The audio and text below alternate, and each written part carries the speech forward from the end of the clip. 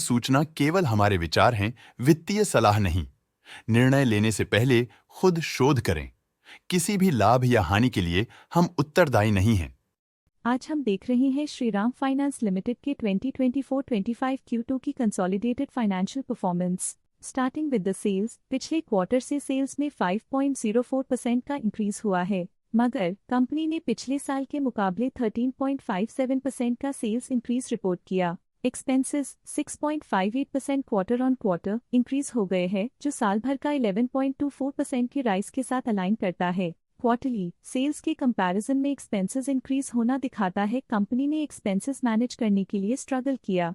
हालांकि कंपनी ने एनुअली अच्छा परफॉर्म किया। ऑपरेटिंग प्रॉफिट, जो पिछले साल के कंपैरिजन में 14.51% up high quarter on quarter around 4.46% increase हुआ। Operating profit margin OPM annual basis पे 0.59% से इंक्रीज हुआ है, मगर क्वार्टरली ऑपरेटिंग प्रॉफिट मार्जिन -0.41% से डिक्रीज हुआ है। एक्सेप्शनल आइटम्स को ऐड करके अदर इनकम पिछले क्वार्टर के कंपैरिजन 50.95% बढ़ गई, बावजूद इसके कि ईयरली डिक्लाइन -22.64% है। इंटरेस्ट एक्सपेंसेस पिछले क्वार्टर से 5.36% अप हुआ, लेकिन ईयर ओवर ईयर इंक्रीज 14.54% है। डिप्रिशिएशन कॉस्ट में 3.51% का क्लाइम देखने को मिला और ईयरली बेसिस पे 12.36% का इंक्रीज देखने को मिला। प्रॉफिट बिफोर टैक्स एनुअली 14.45% बढ़ा, लेकिन प्रोसीडिंग क्वार्टर से 3.19% बढ़ा। इस साल कंपनी ने 25.58% टैक्स पे किया और क्वार्टरली कंपनी ने 24.72% टैक्स पे किया।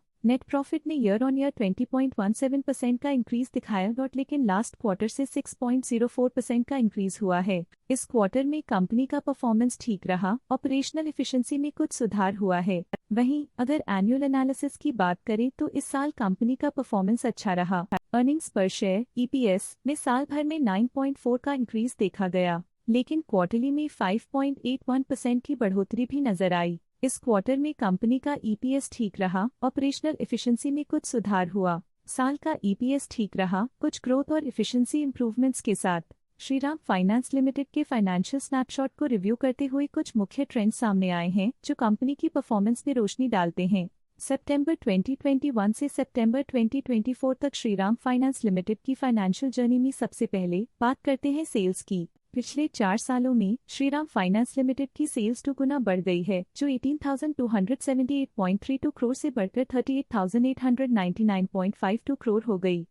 ये ग्रोथ दिखती है कि कंपनी की परफॉर्मेंस पिछले 4 सालों में काफी अच्छी रही। अब बात करते हैं एक्सपेंसेस की। एक्सपेंसेस पिछले 4 सालों में 24,414.96 करोड़ से बढ़कर 44,203.37 करोड़ हो गए हैं। यहाँ सेल्स बढ़ रही हैं और एक्सपेंसेस भी बढ़ रहे हैं। बढ़ती सेल्स और एक्सपेंसेस ग्रोथ और इन्वेस्टमेंट को इंडिकेट करते हैं, पर सस्टेन प्रॉफिटेबिलिटी के लिए केयरफुल मैनेजमेंट जरूरी है। ऑपरेटिंग प्रॉफिट सितंबर 2022 में -4,707.5 करोड़ के आसपास रहा और फिर 2024 में -5,303.85 करोड़ तक पहुंच गया। ये दर्शाती है कि कंपनी अपने ऑपरेशनल कॉस्ट को कंट्रोल में रखने में सफल रही है, लेकिन ग्रोथ को पुश करने में थोड़ा और एफर्ट लगाना होगा। नेट प्रॉफिट में वृद्धि हुई, जो 2,434.52 करोड़ से बढ़कर 8,078.78 करोड़ हो गई।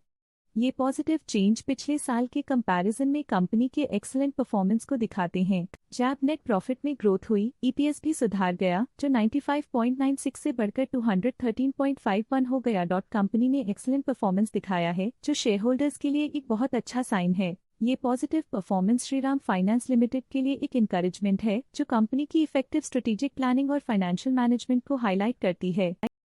स्टॉक लेटेस्ट न्यूज अपडेट के लिए चैनल को सब्सक्राइब करें और वीडियो को लाइक एंड शेयर करें।